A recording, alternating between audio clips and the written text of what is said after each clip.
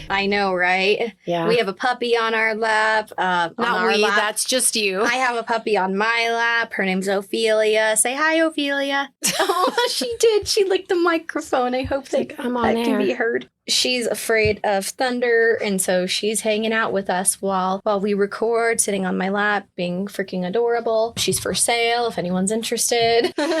She needs a rehoming.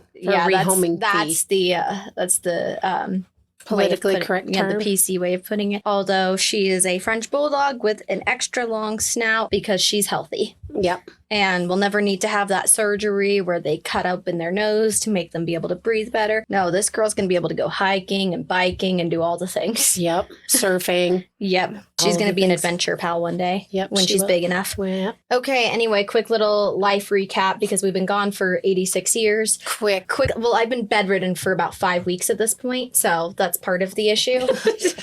And that's Daphne, not me. Yeah, no, I have been. My mom's only sick on Fridays. I was sick for about 5 weeks with unknown at this point. Have to go to a rheumatologist. It's autoimmune of some nature. So if anyone has any autoimmune autoimmune tips, please let me know. Please holler in my direction. That's at Daph King or That's Disturbing Podcast. If you have any tips or tricks or... Yeah, because I still don't really... She doesn't know what's going on. I don't know what's going on. All I know is I tested markers for that because I've literally been sick for 5 weeks and laying in bed for about 5 weeks. And feeling like shit. Yeah, feeling like shit for all of 5 weeks. Like I'm normally pretty physically fit and go to work out a lot, especially recently until the last 5 weeks. And I'm like, I carry like 2 pounds and I'm like exhausted. Like I hold a pillow in my arms and standing there for more than 3 minutes and I'm like winded and I need She just burped. I'm winded and I need to go take a nap for several hours. It's a whole thing. Yeah. It's been sucking. My life is not fun right now. My health is not fun. No, it sucks. My life is still fine, other than my health. Mom's fine. I got the flu though. Yeah. On a Friday. Yeah. Conveniently. Perhaps. I don't know, but I was sick for like a week. Yeah. And then it like goes and comes. One of my dogs died. Aw. Yeah. You just fucking toss that in. I'm sick. Mom has the flu. Oh yeah. And dog. Yeah. My dog Phoebe died. My boxer. My roommate's boxer. Yep, Fever Bieber died. But that's okay. She's not suffering anymore. Yes. She had a brain tumor. Yeah, just been a lot happening. I think last time we caught up that all the dogs in my house had pneumonia. Yeah, then her pneumonia. We found out she also had a brain tumor. It's just been, she's okay. She's not suffering now. And we always say we're going to do better, but clearly we don't. So we're not going to make any of those kind of promises anymore. We're not going to make any promises ever again. Don't expect anything from us. But we're here. Don't expect it. Lower your expectations. When we post, listen. When we don't get fucking mad, okay? Right. And maybe if more people listen, then we'd post more often and we make it a higher priority. Maybe if some of y'all start to pay our bills, we'd be better. Some of these podcasters are making a fuck ton of money. I know they are. And we're not them. I could be the Harry Potter podcast. Look at my forehead right now. Yeah. I have a lightning bolt carved into my forehead. Scratched a lightning bolt in Daphne's head. Anyway, we should move on with our lives. Yeah, we should. Okay, you want to hear my disturbing fact? More than anything I've ever wanted to do in my life. No, you don't. You're so full of shit.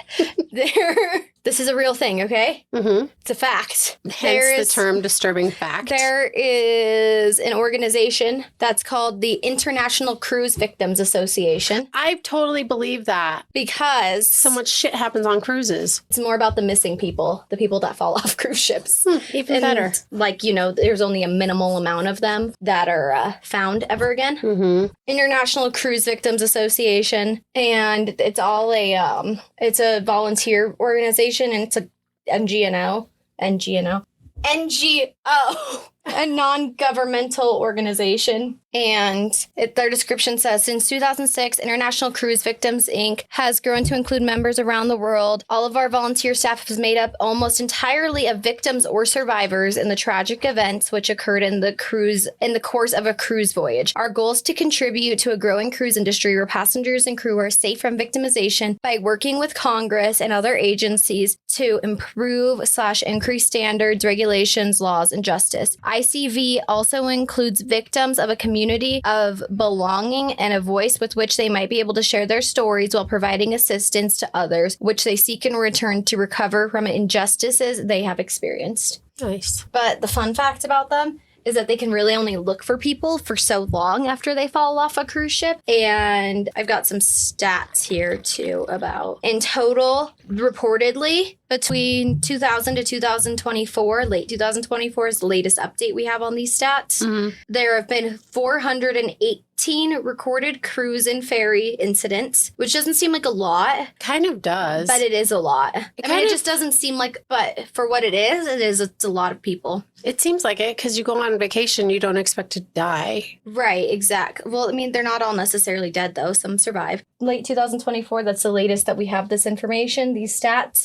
There's been 418 recorded cruise and ferry overboard incidents, with roughly 20 to 30 people going over in the latest, in the most recent years. So that's increased per year, I guess. The survival rate of people who fall overboard is between 17 to 25% because obviously they can't be spotted. Yeah, so the contributing factors, obviously, to why there's such a low survival rate is because the ocean is scary and it's big and it's hard to be found. And there's also weather conditions like tides changing, that people just are not always going to be found. They're trying to recover from the injustices that have happened to them, basically, right? Yeah. But I wouldn't say that all of them are injustices if you're acting a fool and you are crazy and you go over the edge because of your own actions. Yeah. I don't know if that's an injustice necessarily because that's a big case of them. So it's not just overboards. It's not just overboards. It's also people who've died on cruise ships, people who've been assaulted on cruise ships, just bad shit that's happened to people on cruise ships. But a lot of it is geared and focused towards like search efforts and providing justices for either deaths or assault victims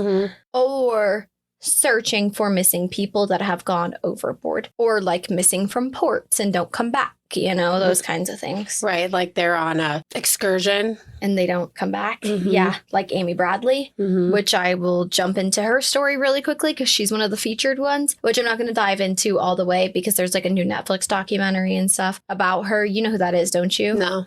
Oh, you don't know who Amy Bradley is? No. She's one of the most like infamous missing persons cases in the world. Is it from the Disney cruise? Yeah. Okay, yeah, then I do. Just kind of, sort of. Well, she was 23 when she went missing in the Caribbean on March 24th, 1998. She was with her family, and the cruise ship was docking at the port of Curacao.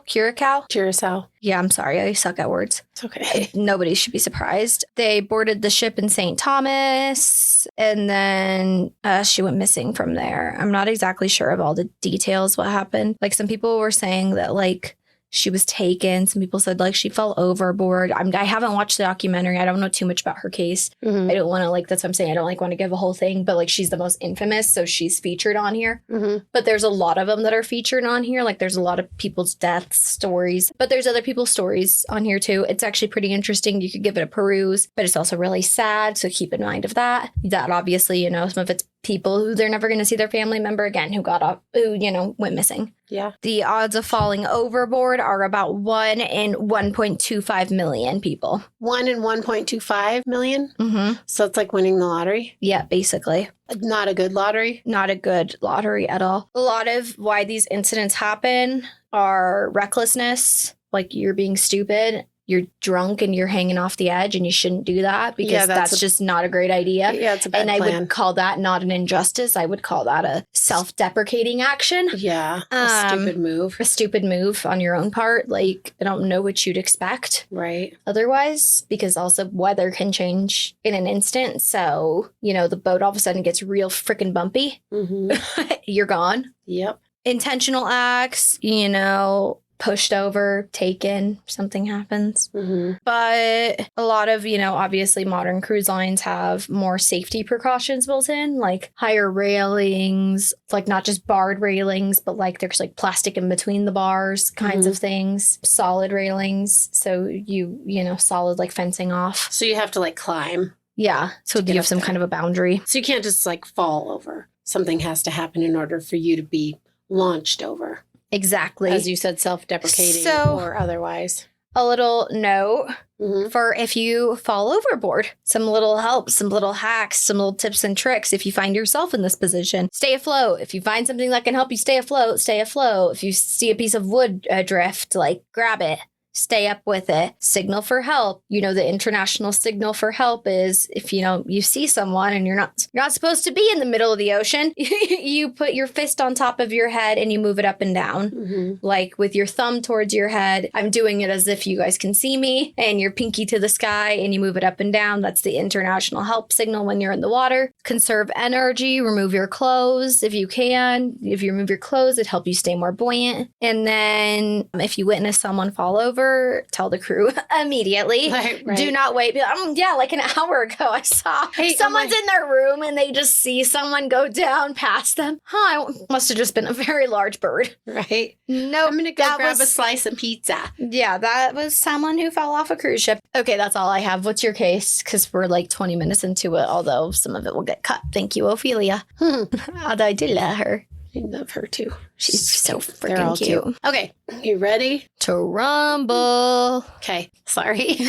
I was getting stage fright. This is for a listener at SummerWillow02. And because honestly, the inspiration for the podcast was the cemeteries up in Central City. That's when we very first... Thanks for being patient with us, by the way, because, this case request came in 2023 or something like that. Yeah, well, I'm that getting there. We just, didn't see. Yeah.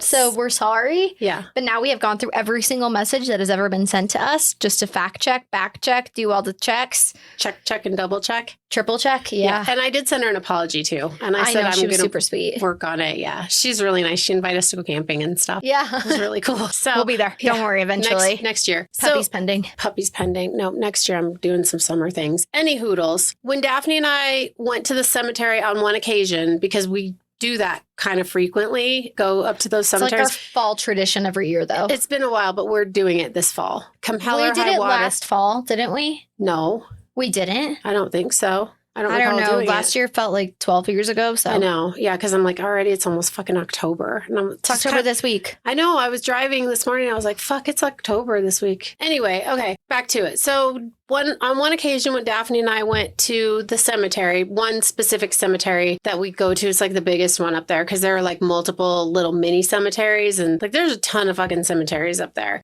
And then there are cemeteries that have like different divisions and different parts and different Just say what it's called. sections. It's called the Central City Masonic Cemetery is what it's called. No, it isn't. It has a different name. Not this one. Yes, this one. It's called the Central City Cemetery. No, I promise you. I literally sent you a TikTok about it the other day. Pause it then. Your face. Okay, after a long intermission of us yelling and fighting and screaming and some nails were thrown. No, We had I'm a just heated kidding. debate. Yeah, because everyone that I've seen online ever talk about it refers to it as the Knights of whatever that you're getting to. And that's literally like how people know it in Central City as one of the most haunted cemeteries in the world. But you're claiming that's a section of it, not the overarching title of the cemetery, which you're saying is the Masonic. So that's my bad. But what I was saying was that there's the Knights of the whatever that you're getting to that I can't remember the name. Pythias. Knights of Pythias. Yeah, not the Knights of Hell like Abaddon. Right. Or Crowley. Anyway. All roads Yes, all roads. lead to supernatural. They do. Okay. It's pretty crazy. Okay. So can I get back to it? Yes. I'm very excited because we like to look for the people who have the same birthdays as us or the same death day on our birthdays. We don't know our death days. Yes, we can't swap those. Right. I'm like, well, that's a prediction. But there's like a way higher chance it's on our birthday, so than any other day of the year. So that's at least a starting point to predict it between 365, yeah. whatever that statistic is.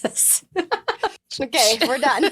I'm done. You're not done. Keep going. I should not have taken Tylenol when I was pregnant with you. Gosh, I only have intermittent. Anyway, so one of the times Daphne and I were at the cemetery because we go up there frequently. It's our fall tradition. Look at the fall colors, wander through the cemetery, just like it's something that we do. So this one Go time, eat pizza at, what's that place called? Dostal Alley. Dostal Alley is amazing. They have great pizza. They have good salad. They have the best root beer you've ever had in your entire life. Anyway, that's our tradition, is it not? It is our tradition. We're going to do something different this year, though, and I'm going to get there because... Oh, fuck. Okay. Okay. Oh, fuck. Okay. So we're up there this one time, right? And we're looking at all these headstones that all have like the same inscription citing the Sleepy Hollow mine. And it's all like the same death date. So I'm like, oh, I bet I could do something with this, right? With this information, it's probably pretty interesting because there's all these tombstones that have this Sleepy Hollow mine and have this date. So that wasn't quite how it went. I bet I could do something. I bet I could make an episode about it. It was like, I wonder what happened. That's what sparked it. Yeah. I said, I wonder what happened. I want to look into it. And then I was like, I bet we could make a podcast. Make a podcast about shit like this. Yeah. And then now here we are. And that's how it was born. That's how it was born. So anyway. That's how we were born. I said, we've gone up. Have taken that Tylenol. We've gone up there so many times, like I said, because we just find it fascinating. And I love old cemeteries in general. I've always loved them as long as I can remember. I've always been drawn to old cemeteries. Like when I was a little kid visiting my grandma in Indiana, we'd go to the cemetery where my grandpops was buried, and her mom and dad and like other family members were buried in this cemetery. And then me and my grandma would like wander around the old parts of the cemetery because it was like old, like Civil War type cemetery. And then we'd read like the headstones and stuff. And I always look forward to doing that every summer with her. And like I was a little kid and I remember doing that, you know? Aww. But anyway, so here we are like 3 years later doing our thing. And because Summer Willow at Summer Willow 02 reminded me of the whole fucking reason for doing this. Central City is an old mining town and was once known as, quote, the richest square mile on earth. August 29th, 1895, the Sleepy Hollow mine and the Americus mine were flooded by over 300 feet of water, killing 14 men in total, 12 from the Sleepy Hollow mine and 2 from the Americus mine. So from the Memphis, Tennessee Commercial Appeal. That's a weird name. Americus. Americus, yep. So from the Memphis, Tennessee Commercial Appeal published on August 30th, 1895. I'm starting to like newspapers.com, but by the same token, I know that reporters are full of shit all the way back to the beginning of time. And then reading articles from 1895. I'm like, wait, what? My favorite full of shit reporter is the one from Harry Potter. I do not have a look of sadness always in my eyes. Whoa, in my head I sounded just like him Just like in your head, yep. That was in your head all the way. So anyway, this is from that newspaper, and it says, at about 3 p.m., the water in the lower workings of the Fisk mine east of the mine shaft broke through the old works of the vein, which had not been worked for over several years. And as the water burst through the east, it broke through the Americus, and then the water continued and then was diverted into the Sleepy Hollow mine. There were 11 men working in the Americus mine and 15 men working in the Sleepy Hollow mine. The survivors of the flood were able to get someone to contact superintendents and then sounded a whistle that indicated to the area that there had been some sort of disaster. Ever since the closing down of the pumps, this is a newspaper article, so I'm just reading. They blew a whistle, though? They blew like a big giant, like, so that's like a trumpet. Well, whatever.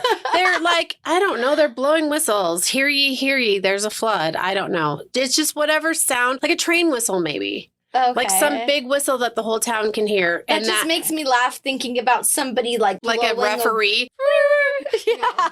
Or like a slide whistle. It's an emergency, y'all. I have to stop doing that. No, like a train whistle, let's say. So like a big fucking whistle that the whole town can hear. Somebody's playing their trumpet. And when something happens, they know when they hear that sound that shit's gone down. They don't know what, but they're like, oh shit, it's an emergency alert. So ever since, and this is, I'm reading this newspaper article. So ever since the closing down of the pumps in the incline shaft of the new Gregory Mining Company, the water in the shaft has been gradually rising, and the owners of the Fisk mine have been driven out of the lower workings to the upper workings. The rising waters flooding the related deaths were due to the inability of the owners of the Fisk, Gregory, and Sleepy Hollow to agree upon a plan to prorate the drainage. And so the Americus, I believe, is owned by the Fisk company, is what I think. So was the death toll 14?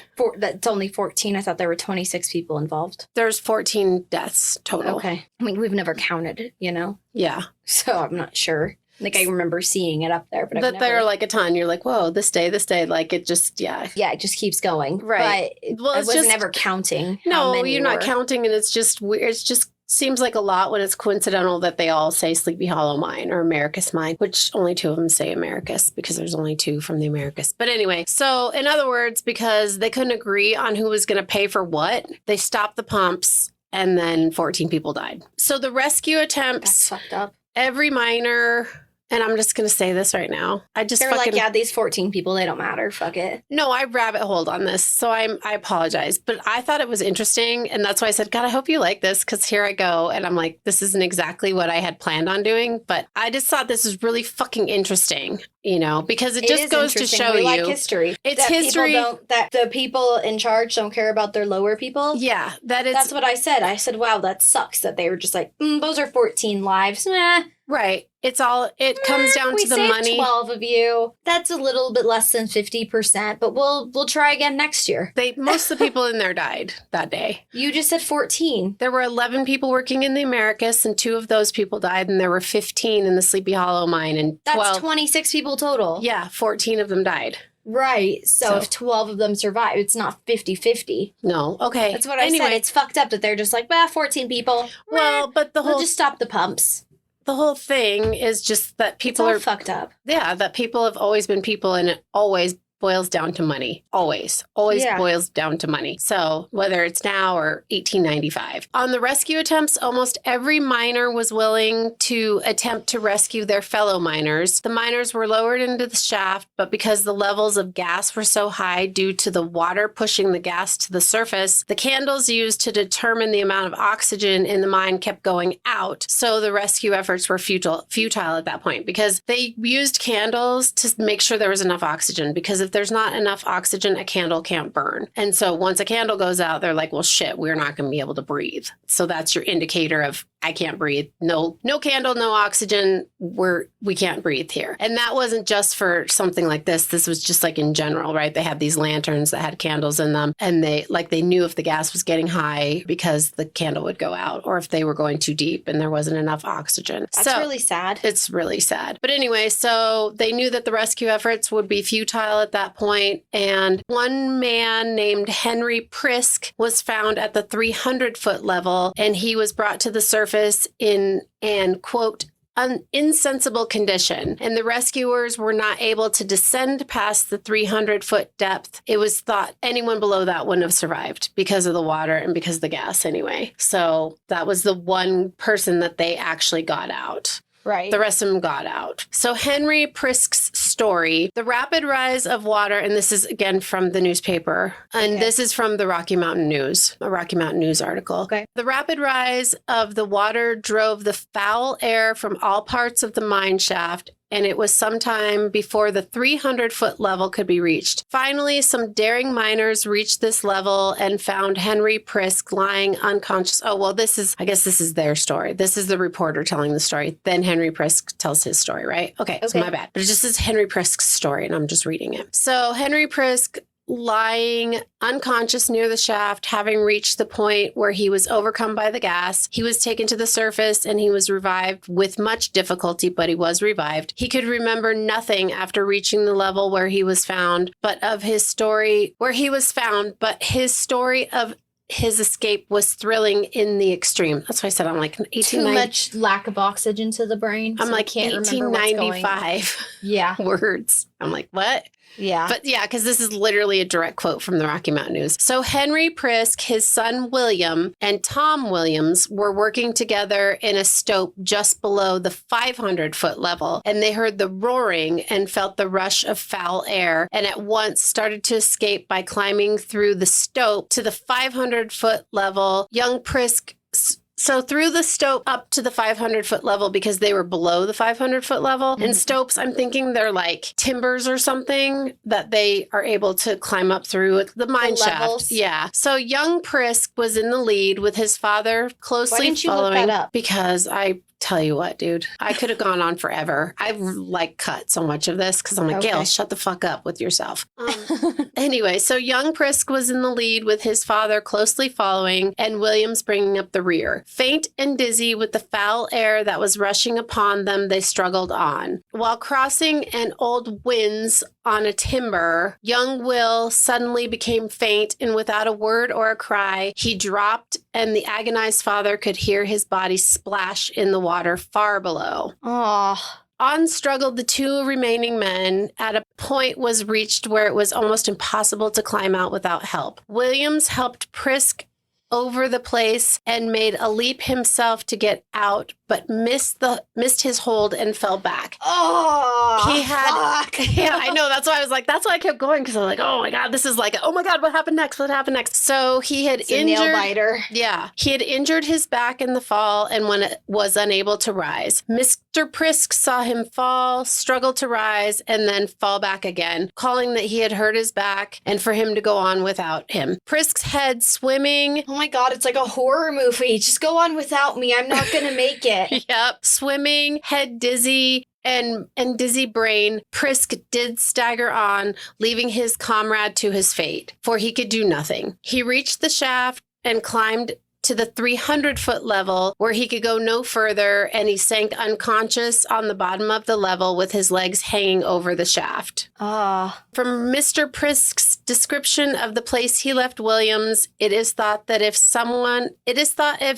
he was not overcome by gas, he may perhaps be taken out alive, as he is believed to be above the water and near an air hole, but the chance of getting him is exceedingly slim. So that's one man's account. Well, yeah, that Prisk guy was the only one that they were actually able to physically save. And this is from the Americas? No, this was from the Sleepy Hollow mine. And the other people heard the water, and so they got out. Like, they were like, oh, fuck. So 2 people died from Americas. Mm-hmm. So 9 survivors there. Yeah. And then there's only, if 14 people died, 9, carry the 1. There are 12 from the Americas, or 12 from the Sleepy Hollow mine, and there were 15 total So he's working. one of the 3 people that made it out alive. Yeah.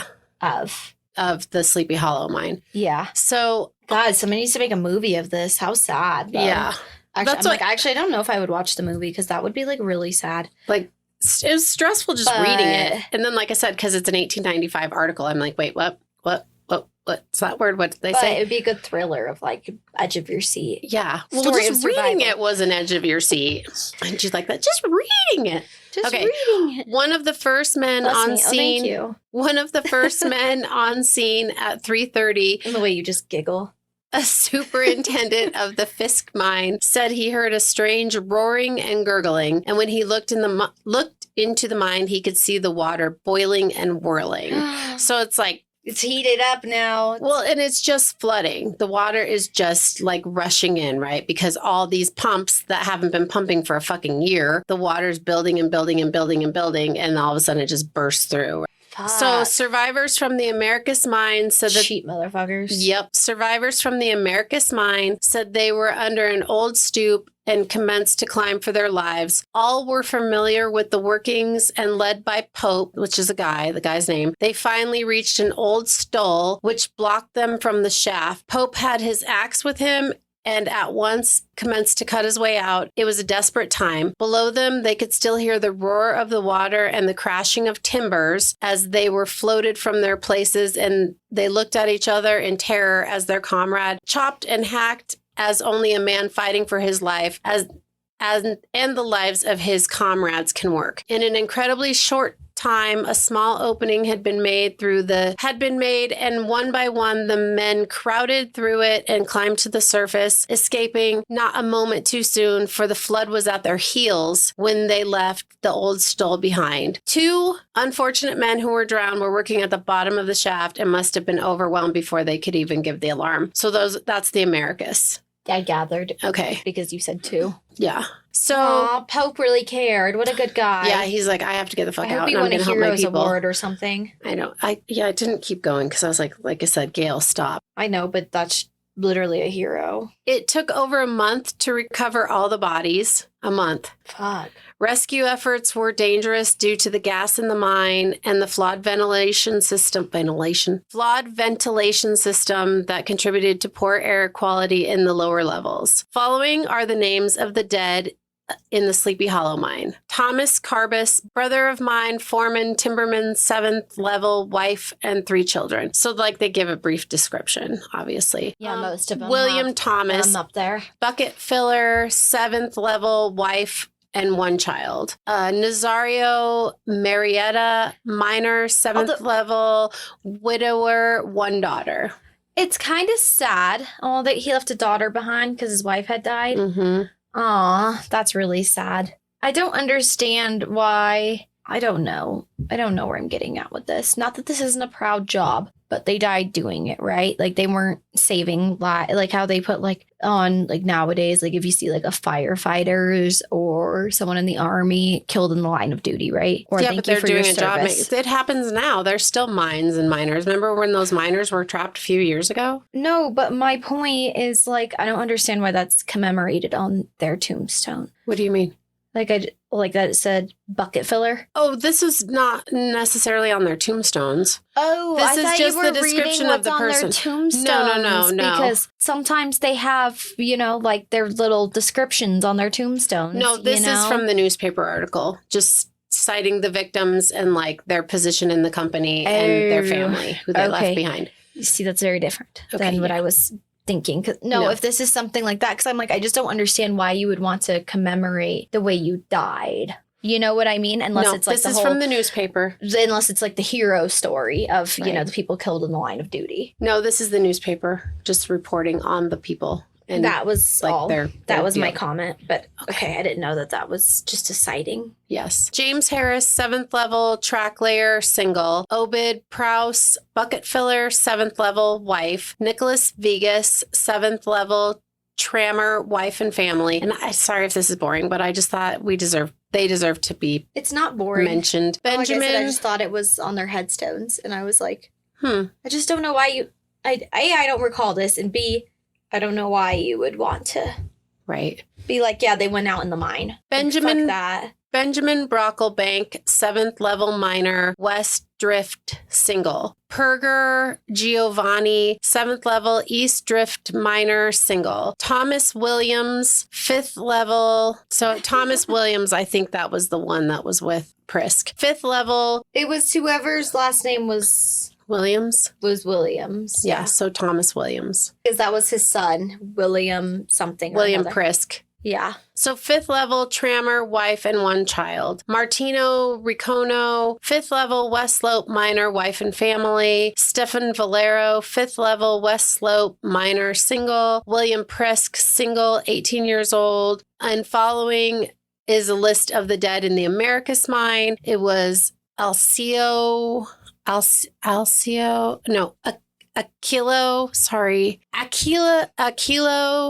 Avicini, who had a wife and 4 children, and then Lou Polnuster, who had a wife and 2 children. A quote from a Rocky Mountain News article from August 30th, 1895 says, "The inquiry among mining men shows that feeling has existed for months between the management of the Gregory Mining Company and the other companies operating on the same vein." And the vein is like where they're finding the shit. So that's where they're finding the silver, the gold, whatever they're finding. The coal is, yeah. Well, this is silver, gold. This is money.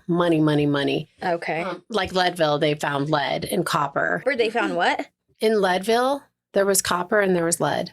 Like copper mines. Oh, in copper, they didn't find copper? They did find copper and copper. I thought that's what you were saying. In Leadville, they found lead and in copper. No. And you just didn't finish. Okay. Yeah. Never okay. mind. Doesn't matter. No, it Continue. doesn't. So it seems that the Fisk, Americus, and Sleepy Hollow companies have depended upon the Gregory to do the pumping for all the mines on the vein. The management of the Gregory objected to, and 12 months ago, the pumps of the Gregory were stopped and the water was allowed to rise in the shaft, filling the levels and permeating the entire hill. The encroachments of the water stopped operations on the Fisk, but unfortunately for the men who were engulfed yesterday, the work was not stopped on the Americus or the Sleepy Hollow. So they had this big tragedy. All these people died. And then they're like, back to work. Yep, exactly. Back to work. So it is claimed that the managers... And they didn't even have all the bodies out of there yet. But they're like, back to work. Yep, exactly. It took them a month. Yep, exactly. Jeez. It is claimed that the managers of the two mines were warned of the danger to which the men were subjected, but there was no danger and the work went on without cessation. In the meantime, the water continued to rise steadily until it stood 250 feet above working level of the Sleepy Hollow mine and 200 feet higher in the workings of the Americus. The pressure under such circumstances became tremendous. A weak spot was reached in the ground, and the great flood was then turned loose. From descriptions given by the men who were thoroughly familiar with the different workings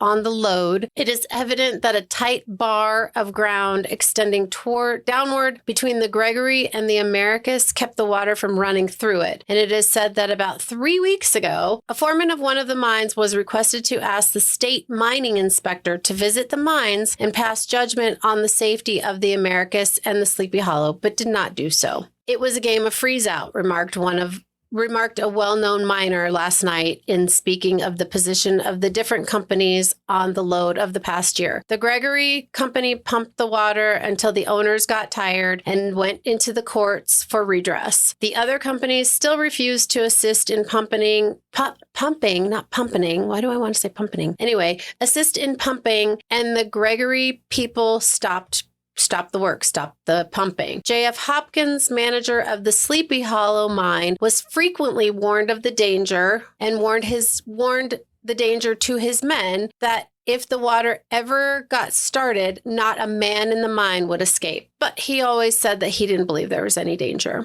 Oh. Yep. So the gentleman stated that Mr. Sam Newell, a manager of the Americus, had also considered the question, but had concluded the mine was perfectly safe. The Gregory, he said, had pumped the water for then at that time 3 years, and it is the only mine on the lode that is supplied with pumps. Frank Kame, the manager of the Fisk, is also a large stockholder of the Sleepy Hollow mine, and James Gilmore was the manager of the Gregory. It was claimed that the workings in the mountain are 1,000 feet long and are connected with a network of stopes which have filled with water during the past year. The stopes represent the labor of 35 years and extend in every direction. So that's like the digging. So they've been working these mines for 35 years and digging in all these different directions. So obviously the ground's going to be unstable underneath and the water's rising and rising. And it is estimated that the water will require constant work of 60 to 90 days for its removal. And the cost of that work is placed at $10,000, which these mines were netting, after all the bills, everything was said, $108,000 a month. Wow. And they weren't willing to pay for these pumps. And that was a net profit. And all of these people who were managers were also stockholders in the mines. Of course they were. Yeah, exactly. So there you go. There's that. So now at the end of all of this... I'm sorry, you kind of lost me just because I don't really know what a mine... I've only ever been into a couple mine shafts here, so I don't really... All the descriptions that you just gave was like, you know, that meme of that person sitting there and then the board above their head is like all those different equations. Mm-hmm. Yeah, that's what's happening to me right now. Yeah. Well, just think of it I can't picture it. Yeah, like they've just been, like they'll dig one direction. They're going to a certain depth, right? So they're like at 100 feet, right? And it's they're like an ant colony. Yeah, and they're digging to the left and to the right. They're digging north, south, east, and west until all of that's gone. And then they're going down another 100 feet. And then the same thing, north, south, east, west. And there are these 3 mines that are close to each other that are all digging. And so there's only like a certain amount of space. It's like rooms almost. Like they're like break through. The land is super unstable then right there. Yeah, so I understand that. It's just,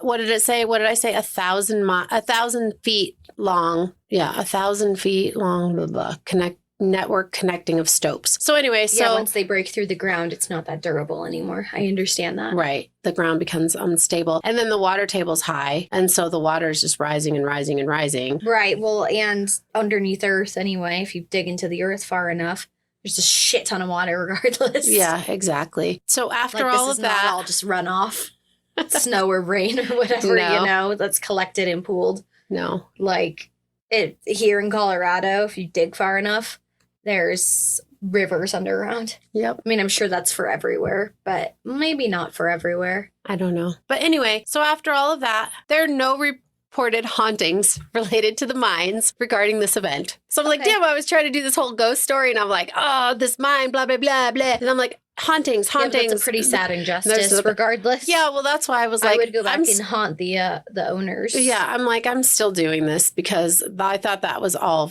like super fucking interesting. Okay, well, tell me some spooky shit. Okay, I'm on to it. Are you on to some spooks? I'm on to it. So anyway, chills down my spine. I still went on and on and on, but I thought it was interesting. It is interesting. And it's what led us down the pod road in the very first place was seeing all of those graves that had the Sleepy Hollow mine on them. Yeah, because we were like, let's look this up. Right, what the hell happened?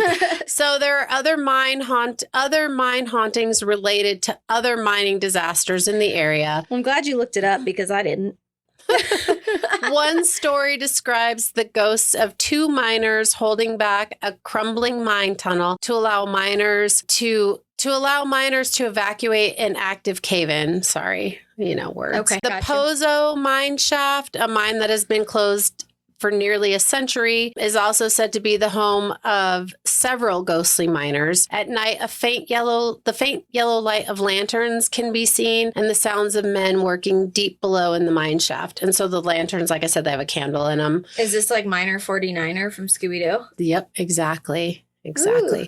That's what he's called, right? Yeah, I'm pretty sure. So on to the cemetery, which because of its age and rugged terrain make it just super cool and creepy all at the same time, right? Some of the headstones and grave sites are well preserved and look like they were put there yesterday. Why we didn't do it last year? I don't know what your excuse was, but I went up earlier sometime. I'd have to look at my phone and see when I took these pictures, but I went up with Lindsay and we went to Dostal Alley and we got growlers of root beer and we drank them all while we were walking around the cemetery. And there was some culty looking thing set up in the back. Looked like someone was getting ready for a human sacrifice. Yeah, there's some shit. It's pretty creepy. Yeah, there's some shit. Spook. And that's in the Knights of Pythias is where all that stuff is. It was in the very far back, like the furthest you could go till you reach the last tombstone. Mm-hmm. So if you go in, you go to the left, you go immediately, you're walking through the main gate, you go immediately to the left, you follow that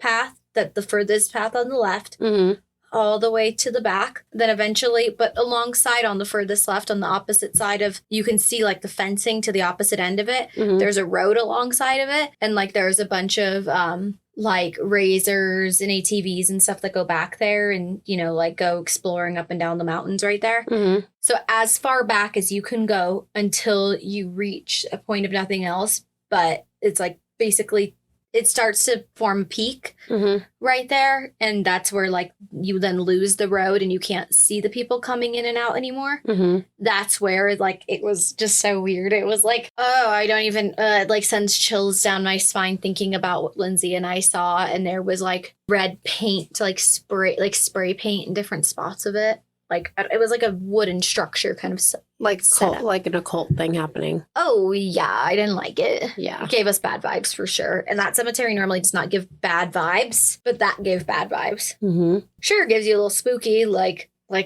sure you're going to say your ghost story. But yeah, it just gives some weirdness. Where was I? Some of the headstones and grave sites are well preserved and have stood the test of time and the elements, and others not so much. Some of them, you look at them and you're like, wow, was this put here yesterday? And it'll be 1905, right. But it's in great shape. And then other headstones are broken and weather worn, and tree roots are eroding the ground and pushing up the headstones. Two thoughts about that. Yes. Either there might be different kinds of materials used, different kinds of stones used to create them, money. Or people up there preserving them. Because there's people that go around and preserve headstones. Mm-hmm.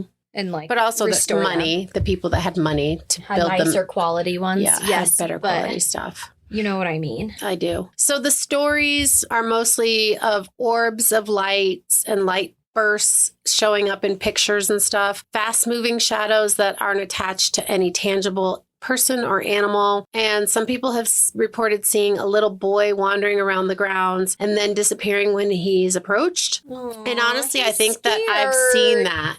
But I think it's like one of those things that you're like, did I really see that? Or do I just want to see that because I'm here in the cemetery, you know? But I've had that before where like there's something in the periphery, but then when you go, like you look that way or move that direction, like there isn't anything there. I don't know, Melinda. So Ghost Whisperer. I'm like, you didn't catch the drift. no, I did. I gave you a look. No, just because I have like I've had so many fucking weird things happen. Everywhere. So many. Any place that's haunted, they are like, I don't know, I feel sensitive to it, I guess. Because I had a thing here. That's why I just called you Melinda. Yeah, no, I understand. Because I had a thing happen here at this one where we went, it was just me and Troy, and he won't go in because he's freaked out by it. And so he's sitting in the truck, and I just was walking through it. And I know I've already told this, so I'm just telling it real quick. But I was walking through the cemetery, and I was just like looking at stuff, and like somebody like said my name, and it was like fucking right behind me. There was like a feeling of like somebody being like right there, touching me on the shoulder, blowing on my shoulder, like whatever. It was like just this, someone's right there. And I turn around and there's fucking nothing. And it was cold. Like it all of a sudden had like this cold feeling, and I like booked it out of there. And when I had first went in, there were like a couple cars and a couple people. And when I came out, there was like nobody. It was just Troy in the parking lot. And when I got in the car, he's like, what the fuck? And I'm like, oh my God. He's like, yeah, you look like, oh my God. He's like, yeah, why are the hairs on the back of your neck standing up? Yeah, it was not,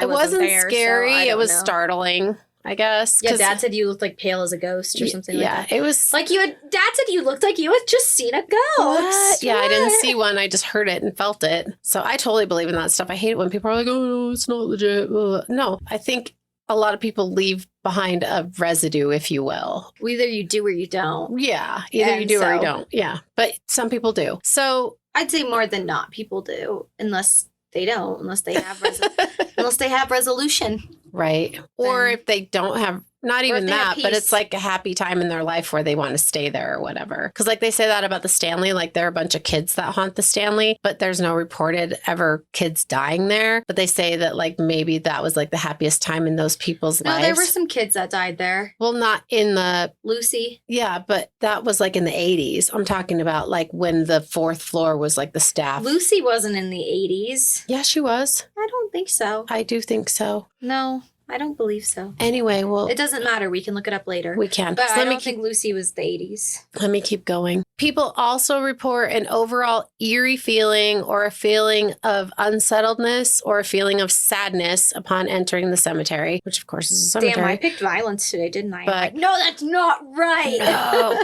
The main ghost story that I could find that was like of any kind of substance, right? Because all the stories were like, I saw this orb or this thing showed up in my picture. So I'm not going to like... I don't know why those aren't of substance. Well, no, they are, but I'm not going to report every single one that has the same story. User 321 reported. Yes, no, I got you. Yeah. No, I understand that. Just an overall, that's what people see. They see shadows moving. They see orbs of light. They see fast moving. These are the reportings. Or like in pictures, something shows up. Experienced. So this is like the main ghost story that's like a legit ghost story that has like substance to it. Why are you looking behind me and over me? Because there's a mosquito that keeps flying around and it's really bugging me, and Clearly. I don't want to get my blood sucked. I don't want you to get your blood sucked. We're fine. Let me keep going. It's distracting. Every time I see it fly by, I'm like, I'm gonna get you. Right? Come here. Fucking Come have a ADD snack. over here. ADD over here. Come have a snack, smack. Okay. Snack. Are you ready? Yeah, ADD is off the fucking charts today. Clearly. Apparently. Okay, the lady of the Columbines, as she's known.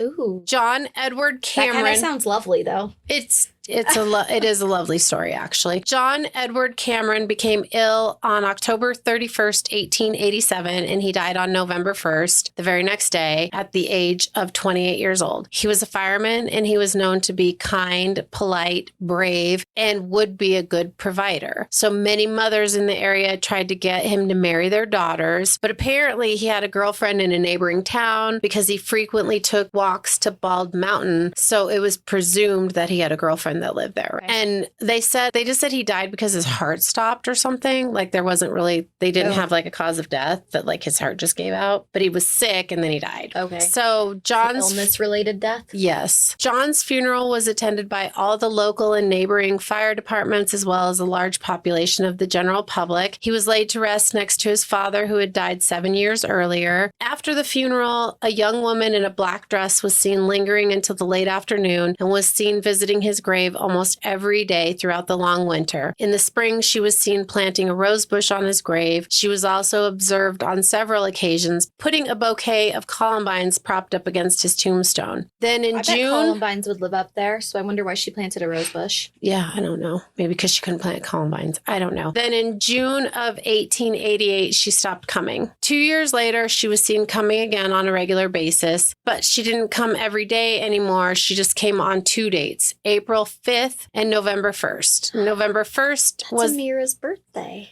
November 1st was the date of his death, and no one knows the significance of April 5th, but some people guess that it may have been, like this woman may have been his fiance, and that was like their planned wedding date or something. So on Amira's birthday, it's pretty significant. On November 1st, 1899, 12 years after John's death, a group of people watched the gravesite to find out once and for all who this lady was, and if she was a ghost or if she was like a real live woman. So this is 1899. This is 12 years after. Right? So when she arrived, they only saw her long enough to determine that she wore a mourning style outfit that was from a decade or more ago, and that she put Columbines on his tombstone as she always did. One person, a skeptic in the group, tried to catch up with her as she walked over the crest of the hill in the cemetery. And when he got to the top, she was gone. And that crest of that hill is like a wide open space. So somebody wouldn't just be able to disappear like immediately, you know? You reach the top and like then you're going to be like in this wide open area. And so... Wait, so are we going to go stake this out on November 1st? Perhaps. Immediately after reaching the top of the hill,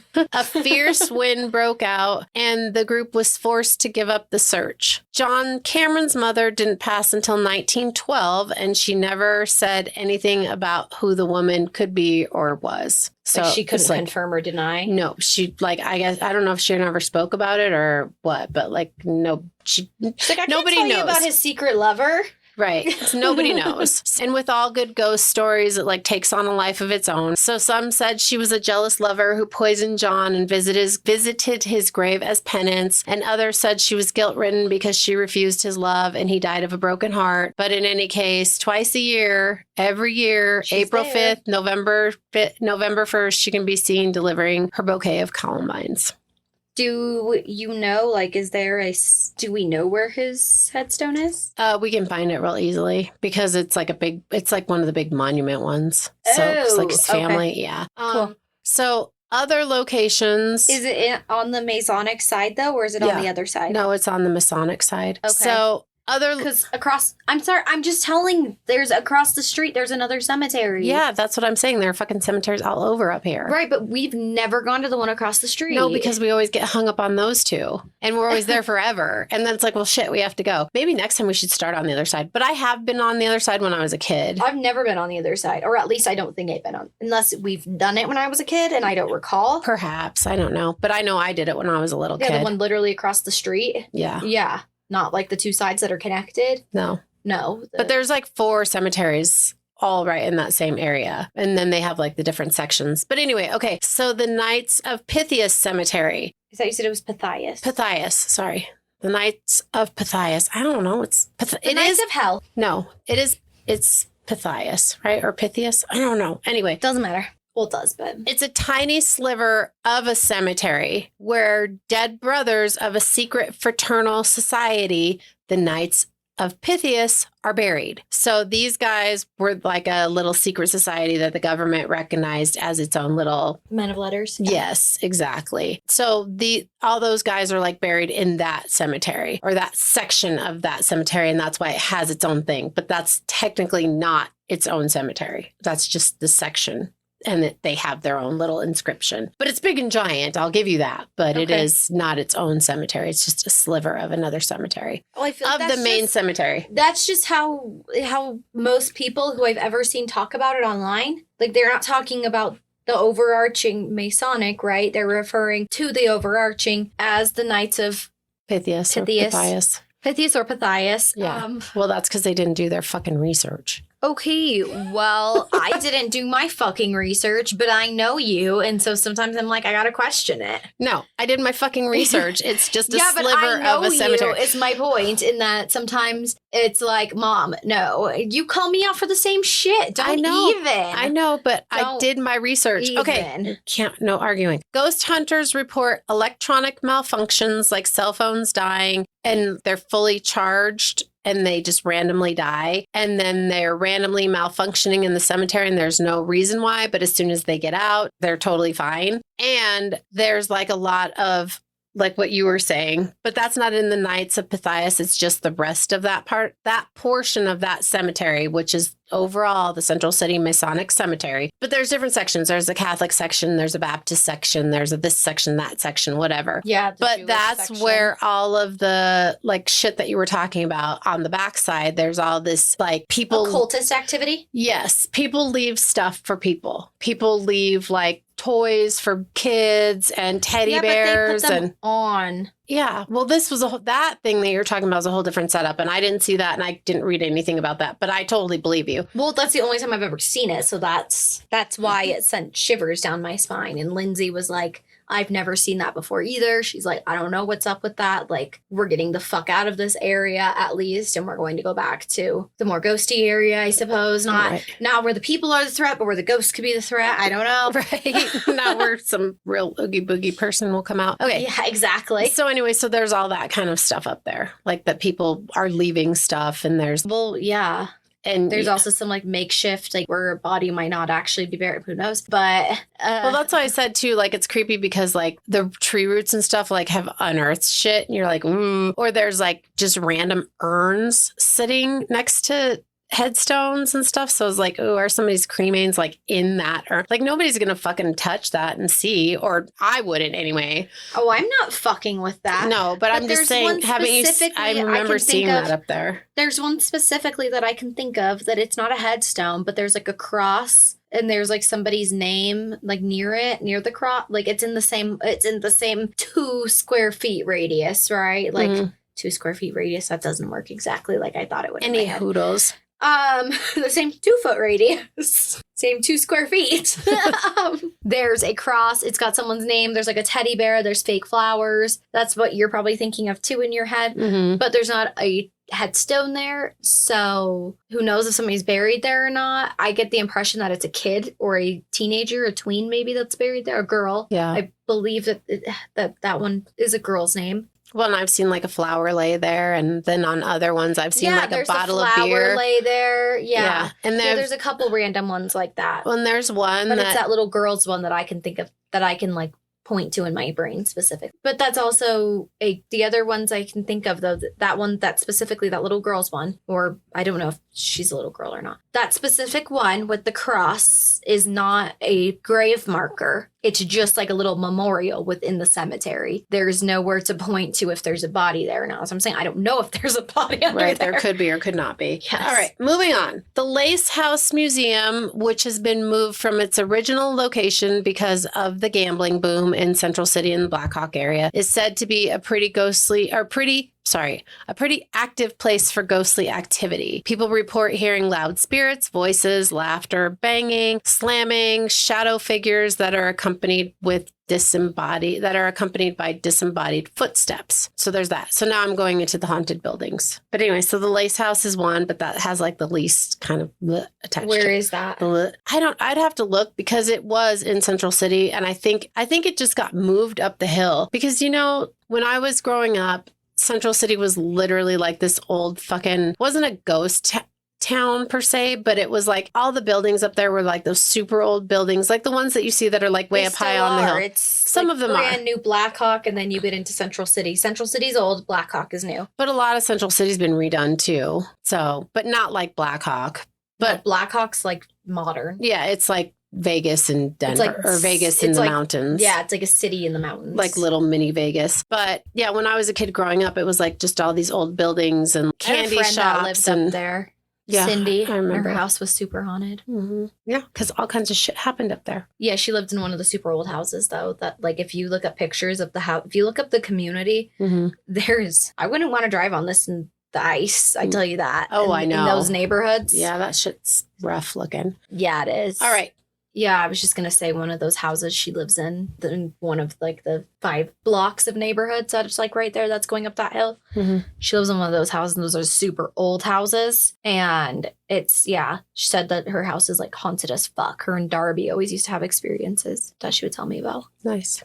Yeah. Except for not really. But she never said it was bad. Yeah, but she it's just still said it was just there. I don't know. That's what I want for my life. I want a haunted house. Okay. All right. I've told you this before. You act surprised. No. The Gilpin Hotel. In the late 1800s. I know right where that is. In the late 1800s, Lucille Malone was a teacher in the upstairs school of the original Gilpin Hotel. She was in love with a local miner, and the miner tragically died after being run over by a wagon right in front of the hotel.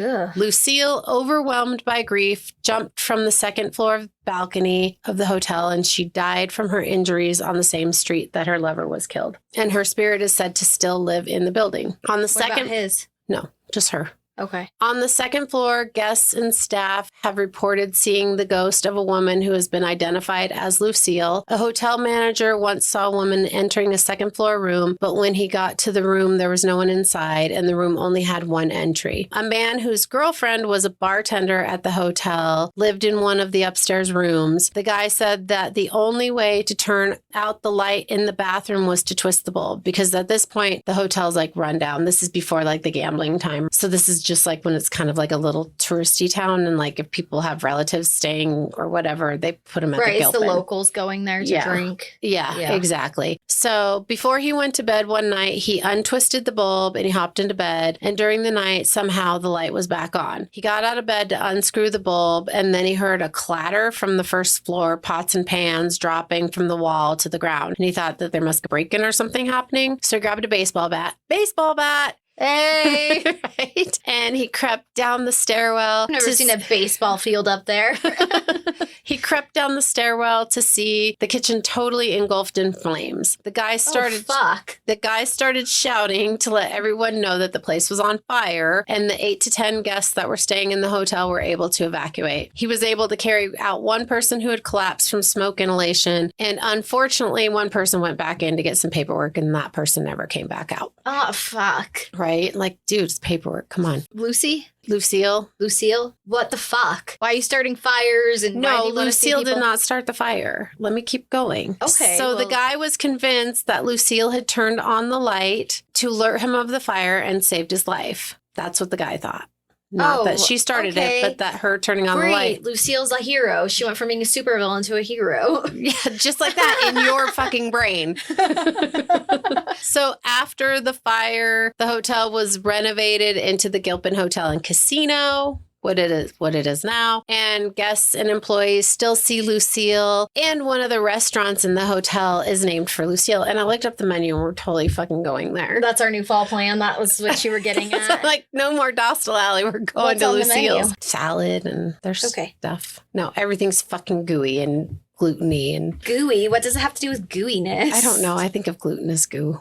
That's weird, right? So anyway, I looked up the menu. You're like, yeah, gluten is cream of wheat. I'm like, we're going basically.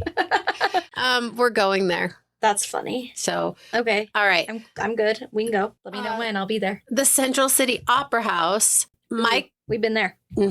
Mike Doherty, a miner turned stage performer who was a fan favorite. And unfortunately, like so many people of the time of this like rough frontier town, he drank himself to death. And his love for the stage is said to have made him stay in the opera house. Over the years, a ton of backstage visitors have reported being overwhelmed by the strong odor of alcohol and a hefty nudge on the shoulder, or their hair being lightly ruffled from behind. He's a friendly ghost, but it still freaks people out when they realize they're alone. He just has no boundaries. Yeah, you're alone. You're like, what the fuck? And I mean, then I you're wouldn't like, dig it, but it's like, at least he's not like shoving you down a flight of stairs. Yeah, well, like... He's like, I just want to touch your hair. It looks so shiny and soft. It's unsettling.